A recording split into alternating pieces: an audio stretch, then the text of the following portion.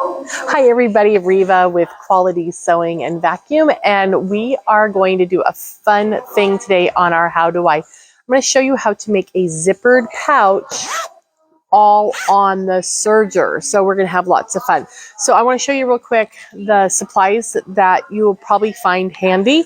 So I have a pressing surface, I have my iron, I have you're going to need some fabric. You need a top fabric, a back fabric, and some batting. And then you're going to need a zipper for your bag. And then you're going to want to have some sort of marking tool that will show up on your fabric. So that could be a marking pen, a friction pen, a water erase, or maybe a chalk marker. So just one of those things that will work well for you. You'll also want to have a ruler to mark lines and a cutting mat. You'll want your rotary cutter, some pins, a double-eyed needle to finish off your project, some clips, and just a couple of pins. Okay, and then I'm also going to be using free fuse. I get a lot of questions about the free fuse, and I use it in this project, so I thought I would tell you how that goes together and how we use that. So let's talk about getting our fabric into a fabric sandwich. So you can pin based, you can do things like that, but I use the free fuse to fuse my fabric layers together. Oh, and I have a pair of thread snips, little small scissors. Okay, so here's my baby sandwich here. You have a piece of fabric that would be wrong side up, then you have your batting. And since this is white fabric, I definitely want to get rid of that black thread. And then you have your top layer. And I'm going to give it a quick press because the little corner was kind of wrinkly. Okay. All right. So when you use free fuse, this is a granular. So let me show you how. See, look, it's like salt. It's very, very light. And what you're going to want to do, if you can pretend this is a big piece, like these were fat quarters. I laid it out and I peeled back the top layer. Let me get that off of my hand. And then just lightly salt, just very lightly salt your fabric. And it's hard to see, but I feel the granules there. And then you're going to take your iron. It says medium temp.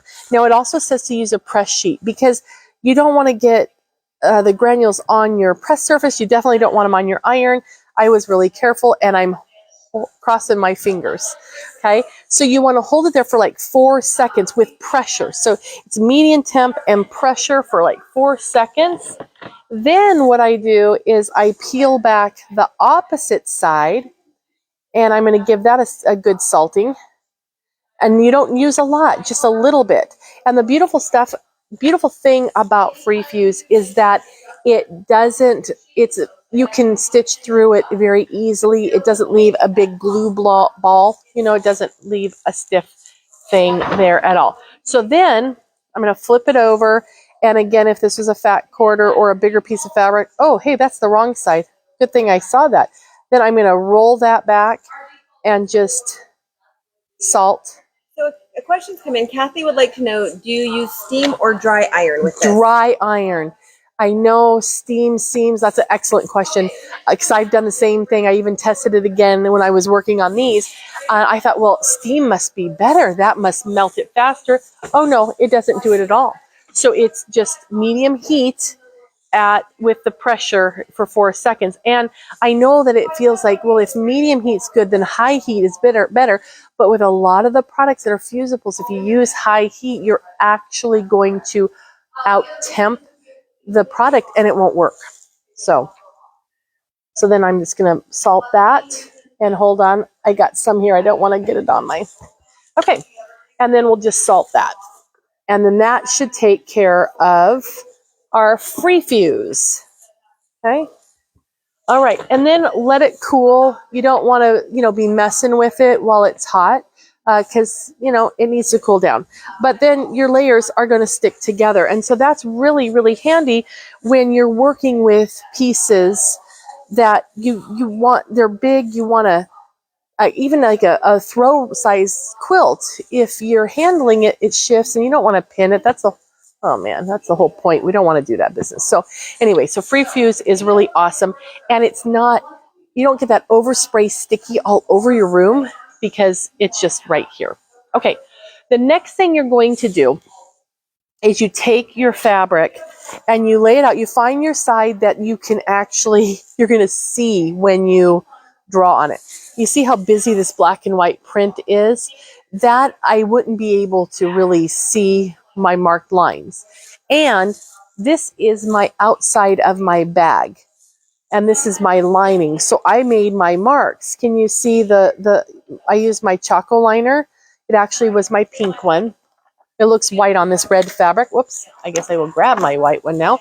But I just laid out, found a line I wanted to go with, and I drew my line, and then I spaced this just 1 inch apart, and then this was 2.5, 1, 2.5, 1, 2.5. And then these ones I just did at 2 inches. This way to make it kind of asymmetrical. I was just kind of trying to have some fun. But you mark it on the wrong side. And then when you stitch with your serger, we're going to use the chain stitch. And so it's actually the chain stitch with a fun thread is what is going to show on the right side of your project. Now, just a word about my wackadoodle kind of placement here is since this print is very regular, I wanted to give something that didn't compete at all with it. So I went with something very, spaced very irregularly. So, and we'll come back to that guy. All right. So you can see here that this is the chain stitch again. And so I stitched with the lining side up, and I marked it. I marked it with a friction pen, and then I just stitched over the top. Okay. And then we are still working on this one. So this is going to be the outside of my bag, and I have my red thread here, and this is my lining. I did not mark that because I used my pattern on here for my lines. So I thought I would show you a couple things. I'm going to show you how to thread the machine. This is a cover stitch machine. If you have a serger that does both cover and overlocking both, then you can do this all on one machine. I'm having it set up. I'm doing it on 2 separate machines just to make it easier, but I wanted to show you how easy these are to thread. So this is a dedicated cover hem machine, and I am going to start with the needle to show you how this threads. It's very simple, and there's 3 needle positions in this machine. I've left the needle in the center needle position. And so I'm going to choose this center path. And notice I have my presser foot lifter. The presser foot is up for this. Anytime you thread any machine, you want to make sure your presser foot is up. And then I'm just going to come down here. And now I'm ready to thread my needle. Okay. All right, so now the needle's threaded, and that was easy, wasn't it? A lot of people are really kind of nervous about a serger, and you really don't need to be. Okay, now this one's a little bit different. I'm going to come around the side so you can kind of see this a little bit too. So on this machine, the cover hem has the chain looper has this little guy here. So we're going to drop this down behind, just down the hole, and it comes to behind. And then we're going to just follow the path up and around and straight down. So that's easy too. And then we're going to thread him. So we only have the one looper to worry about or to think about, and it's right here. And I'm going to flip this switch that says serging to the word threading. Now my tube partially closed but needs to get over there. So all I need to do is turn the hand wheel until it closes. Now with my thread needs to go from here through that looper. So I want to pull a piece of thread that's long enough to get there. And then I'm going to stick it into this little hole right here and push the button, and there it's threaded. So now we're ready to go. I just want to flip my switch back to serging, And then I'm going to grab a piece of fabric. I better sit in front of it and see what I'm doing. I'm trying to get my fabric here. Okay. What? Oh, that wasn't close. That's why. Okay, there we go. So now let's just give it a quick test and make sure that we're serging.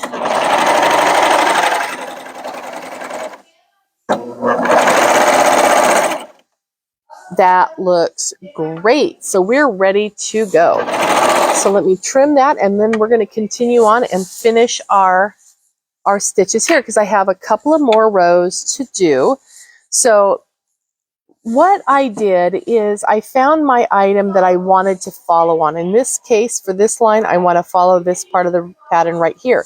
So I'm going to eyeball the middle nubbin on the foot. Can you see those 3 nubbins on the foot?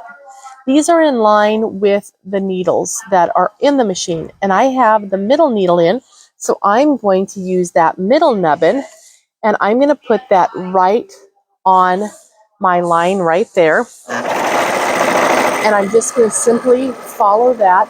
Now, I can eyeball here, or maybe I want to eyeball and keep my foot centered in between those 2 rows, whatever works good for you. And if you've drawn the lines on your fabric, then just simply follow the line with the toe of your machine there. And then we're going to cut that, and then we're going to come back, and I'm going to find my next line, and this time I'm going on the center of the flower pattern.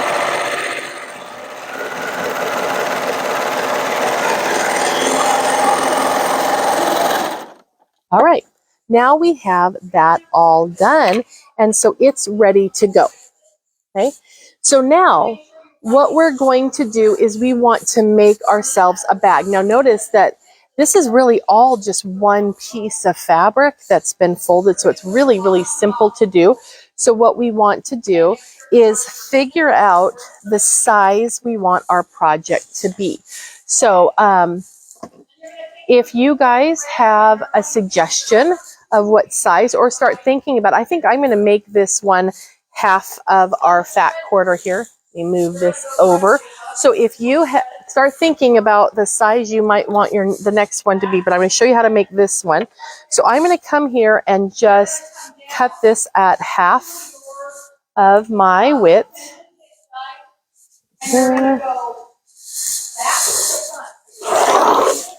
Okay, so get rid of that one. Now I'm going to line this straight edge up onto a straight line here, and I'm going to come over here to make this 10 inches wide. Oh, I might not make 10 inches because it's crooked. Let's do 10 3/4. That will be good. All right. So now we have our length, and I think that's a good size, don't you think, for a pocket? So what I did is I just cut it the width I want my bag, and then however tall you want your bag to be, you need your strip to be twice that. So if you want your bag to be only 5 inches tall, you're going to need a strip of fabric that's about 10 inches. Okay, so I'm just going to clean this up. I'm using the lines on the ruler to make sure it's nice and straight. Throw my trash away. Okay, so now we're ready to stitch our bag. So on with my zipper, I have a zipper that's considerably longer than the fabric. That's just going to make life easier. I also pressed this because when you get it out of a package or something, they're usually wrinkly and they're usually pretty wavy. So give it a good press and get it so it's behaving itself. Okay, now let's go to this machine. However, I want to take this fun thread that we used in our for our chain stitch. I want to take that and I want to use that for part of the construction. So I want to show you how that works here as well. Okay, so I'm doing a 3-thread wide stitch. And so I already have it set up. This is a woolly poly, and can you see how it kind of looks thick, but when I pull it, it gets thin. So when this relaxes, it fluffs up, and then it's nice and strong and straight and thin when it stitches. So that works, but I want to show you how to thread the machine with that. And then I also have now in the machine, this is the 12 weight that we were using on the other machine. So same thing applies here. I want to put this into the mode where I can thread it. So I'm going to send my little tubes over. And this is the upper looper. You're going to see it shoot out right there. I just want to make sure it's long enough to reach. I'm going to put that down into that hole, and I have my lever over to the U for upper, and then I'm just going to give this a pump, and there it shot right out. So easy. Now, with most sergers, you have to really pay attention to the order in which you thread sergers, but this one you do not, so it's really kind of nice. And this is a 4-thread serger. Okay, now to get the fluffy stuff, it's kind of like cotton candy thread. To get it to go through the port, I'm going to use a threading cradle. So I'm going to get myself a nice long piece of thread, and I'm going to cut that and fold it in half. If I can find, you probably can't see that. That's there. I've got it folded in half, and I'm going to take both pieces, both ends, and put that down in there. And then I want to hold my loop. I don't want that to get away from me. And then I'm going to give that a pump. And there, I see it coming through. It's right there, so I need another little pump. Okay, so I've got that. Now what I'm going to do is take my woolly thread and put it through the loop. Okay, now let me grab onto that. All right, and pull that, and now I have that pulled through.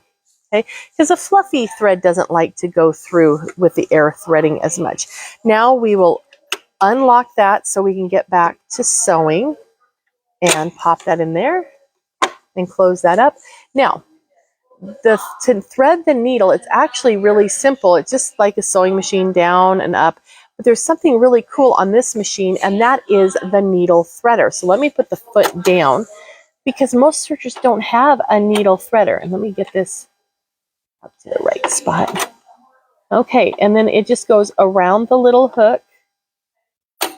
I'm sorry, Carrie, you probably can't even get the camera in there. Let me see if I can move. So there's a little hook that comes through, and then you just pull it, and then it comes right through the eye of the needle. So you don't even have to worry about threading the eye with your eyeballs. It's pretty handy. Okay, so now let me grab my test thread fabric, because we're going to want to make sure that we have a nice wide stitch. So I'm widening that out a little bit, and we want our stitch to be close together. Okay, so let's give this a test.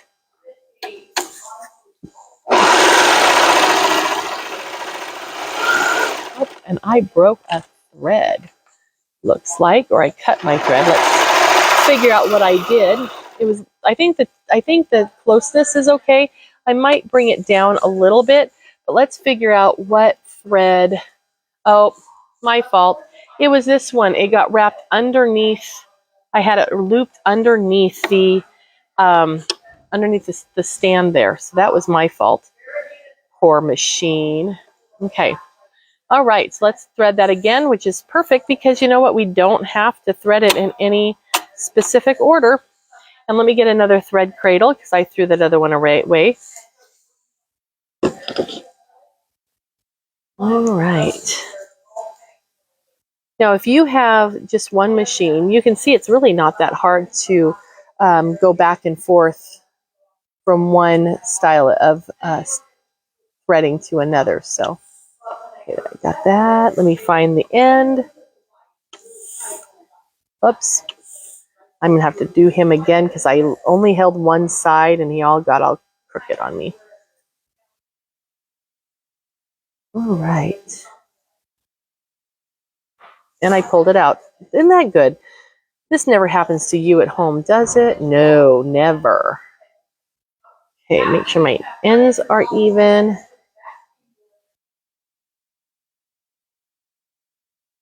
Okay, I got those little guys in there. Grab my end. Okay, there they are right there. So let me grab those, get them ready to pull. But before I pull, let's pop this guy down in there. The Serger is really fun to use. It's great for far more than just overcasting edges and things like that. So, okay, so now we are good to go. Let's pop this back and give it another try and see what we come up with here.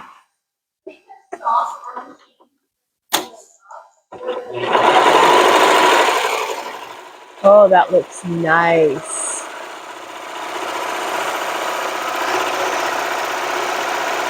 Look at how pretty that looks. That's going to be beautiful. Okay, and since we have the woolly on the back looks really nice too. And on my bag here, I used this really fun neon pink woolly on the back. Okay. All right, so let's look at putting that zipper in. So this is the front of my bag, and I'm going to take my zipper, and I want it to be with the flange out. So I put wrong sides together, and I'm going to kind of center it so I have equal amounts of stuff, equal amounts of tail hanging on either side. And now we're just going to stitch this on. Now, hopefully, deciding on the size that you want your bag to be is pretty easy. So what you're going to do is you're going to, okay, now before I tell you about the sizing, what I'm doing is I'm stitching. I can see where the knife is going to cut, and I'm just going to let this go right to the edge and preferably not trim any of that off. So to make the size, you choose the overall size you want your bag to be, and then you're going to make the width of the bag the same.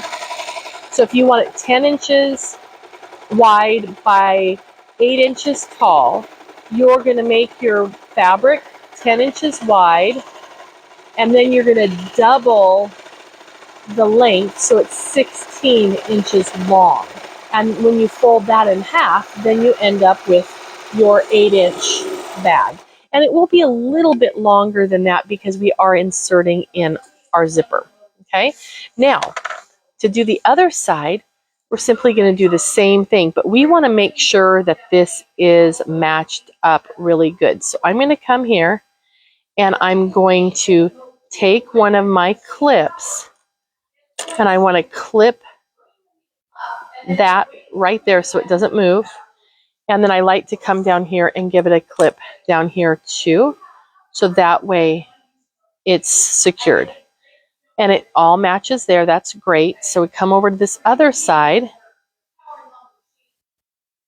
and then I've got that matched up there, and then going to clip right here. And this is not at all where we're going to be sewing, so the clips won't be in our way at all. Okay, but now we're going to stitch this edge.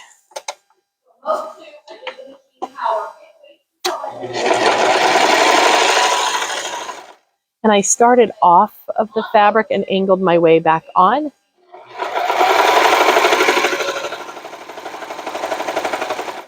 Okay.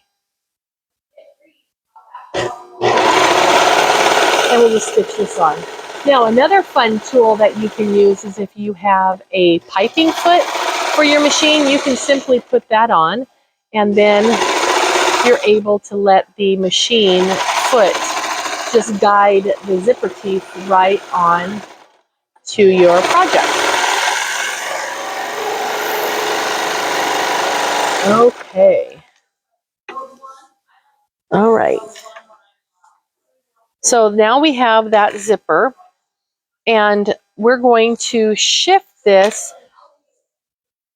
because I have that, so we have a little bit of header. So what you're going to do is I'm going to first, let me get my iron warming back up, and I'm going to press that down, and we're going to stitch this into place so it doesn't flop. So let me grab my thread. I should have another red one. See if I dropped him. Hold on. I have another red one somewhere. Well, you know what? I guess I'm using pink.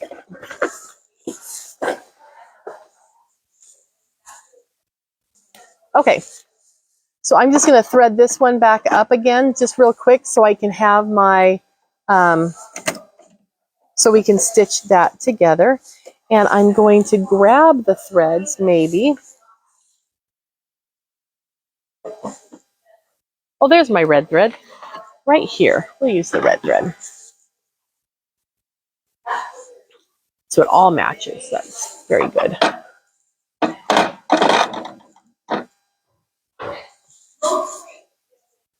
Okay. All right, so what I need to do though is get that old red thread out of there. So I'm going to give that a little bit of a, just work the needle until I can pull that heavyweight thread out of there, the 12 weight thread. And if you're not acquainted with 12 weight thread, here's the 12 weight thread. Can you see the thickness of that? And here's a standard thread. See how much finer that is? That's why we get such a pretty look on that chain stitch, is by using that 12 weight thread. And that's the Floriani 12 weight thread. Okay, so I'm just going to quickly thread this guy up. Say, threading, make sure I have a long enough piece. Okay, we'll give it a quick test just to make sure it's ready to go. And it is. Okay, good deal. All right, so now what I want to do is, so the iron is heated up, so I'm going to take my ironing mat and I'm going to open up my zipper. Actually, I don't need to open them up yet. I'll open them up in a second when we stitch him. But I'm going to take that and press this down.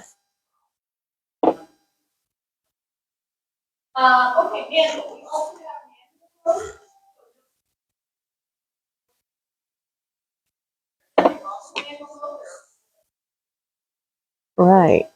Just want to get that the fabric kind of controlled a little bit so it makes it easier to stitch. And what I'm going to do is I'm going to stitch it, and I'm going to have the needle run right inside the edge of the red trim that we just made. I'm going to open them up so that way it's easier to get into it.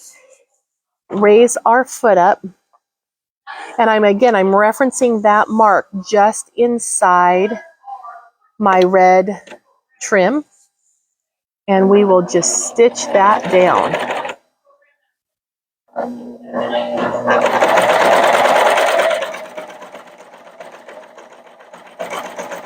And then we're getting to the end here, so we'll just trim the thread, and then we'll go to the other side, and we will finish that off. Okay, now, I don't want to keep sewing. I could keep sewing off if we want to.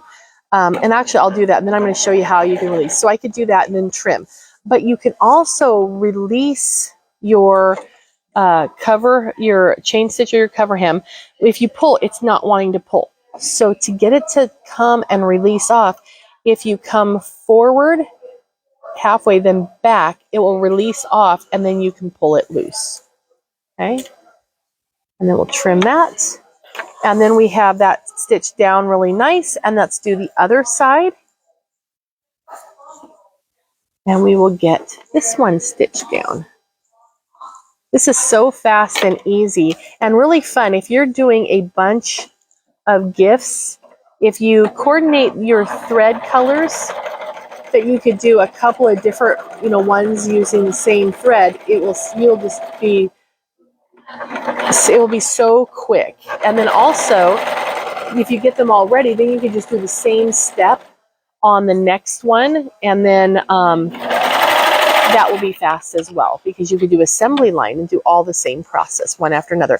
Okay, so now we've got this stitched down, we've got this cute little stitch on the inside, and now we want to sew up our sides. So what we're going to do is zip it back up. Now, you can have it zipped to the left or to the right, whichever you prefer, but usually the zipper, when it's closed, is on the left side. So you could have it so the zipper's at the top, but isn't it cute to have that folded down like that? So just make sure you're folded down the same amount. We're going to grab our clips and we're going to clip this so it's in the right spot. And I'm going to clip, I clipped one right there, but I'm going to take my other ones and put them at the top just so I don't have to take them out. Then to make sure it's even, I'm going to fold it on that zipper and that trim to make sure that it's even. So it looks pretty good. So I'm going to move this guy up to the top. Now, you need to make sure your zipper's open, because if your zipper's out here and you sew it together, then you've lost your zipper head. So we're going to lay it like this, and then we're going to stitch down here. But if you take a look, you really don't want to have a gap in there. Can you see how we can see the lining through there? So what I'm going to do is I'm going to take one of my pins, and I'm going to pin this zipper down. I'm keeping the pin way away from here because I'm going to be serging there, and we don't want to get the pin close to that. Then I'm going to pull this one up just ever so slightly so they're kind of overlapping each other just a tiny bit, because when you close your zipper, the teeth come together and intertwine. So I want to make sure that's spaced about the same. And again, I've ended well before my area there. So now we're going to go back to the victory over here, and we're going to stitch this up. So you're going to raise your presser foot, and I'm going to pop this back underneath so he's pretty much up against the needle. And the reason I'm doing that is because that's what I'm doing. I don't know, there's no real reason for it. And then I'm just going to stitch. Now remember, our stitch is at a small stitch length, so I'm going to be very patient and let the machine feed the fabric. Don't push, just let the machine feed. And I'm going to get all my threads and everything over here off to the side, so that way when I get up here, it's going to trim off all those extra threads. It's going to cut off my zipper. Okay, now I'm giving it a nice long tail because we need that in a minute. But look at how nice that looks. Isn't that pretty? It's so awesome. Okay, so now we're going to do the other side. Now, I sewed it this way, and the 12 weight threads on top, the woolies on the other side. If I flip it over like this and sew from the bottom up again, now my 12 weight's going to be on the top and the woolies on the bottom. So I actually want to rotate it so I keep the same side facing up. And I'm going to take this and I'm going to put it back there underneath. And another, I guess the real reason why I put it back there is because this is fluffy, and the more that of the fabric that I can get underneath that foot, the easier it will start out. And it will grab with the feed dog. So now it's trimmed off all those extra threads. I'm letting the machine feed at the rate that it wants to, because it's a short stitch. And we're going to come down here.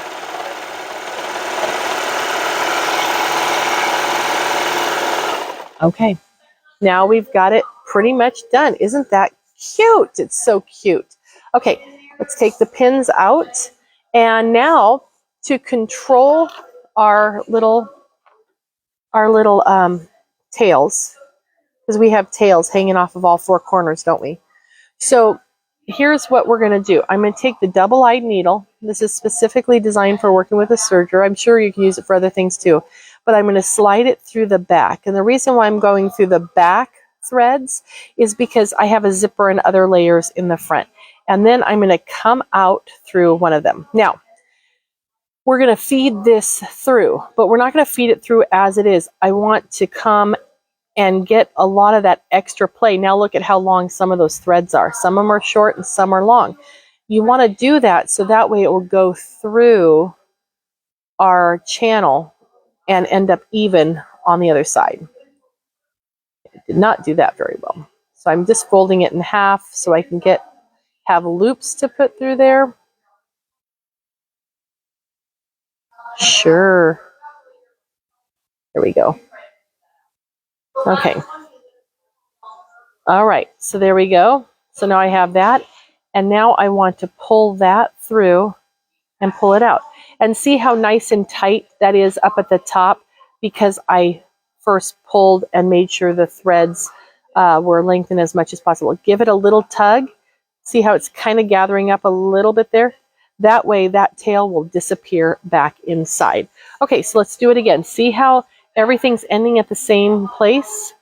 If you pull on it, then now we have this big long thread. And that's what you want. You want to get rid of that extra slack. And then I'm going to slip this down inside. I usually slip it into the channel of the stitches before I thread it through. I find that easier to do. All right, pull that through. I give it a little bit of slack, and then you can pull it through, and then we got to figure out which end needs to come out. There we go, and we'll give that a little bit of a pull, and then snip that off. And there we go. Now this one has a little bit of a fluff up at the top that I didn't get in there. So you could come back and you could control that by stuffing it in, or using some like fray block or something like that. Okay. Here's almost done. Okay.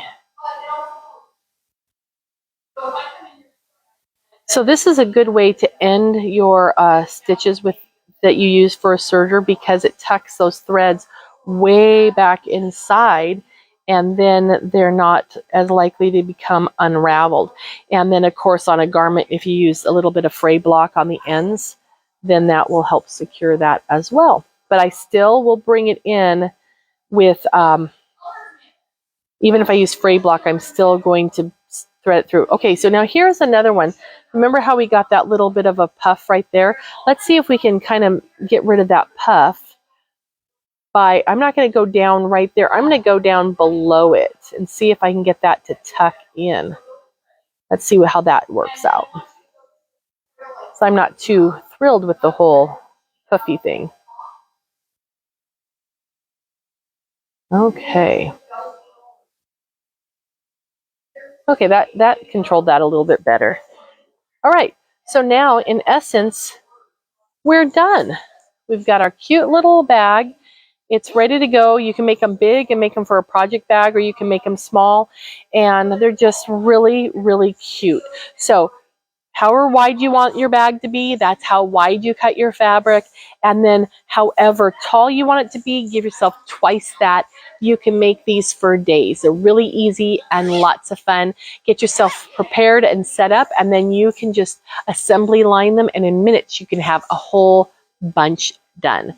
Well, we look forward to seeing you next time on Tuesday on our How Do I.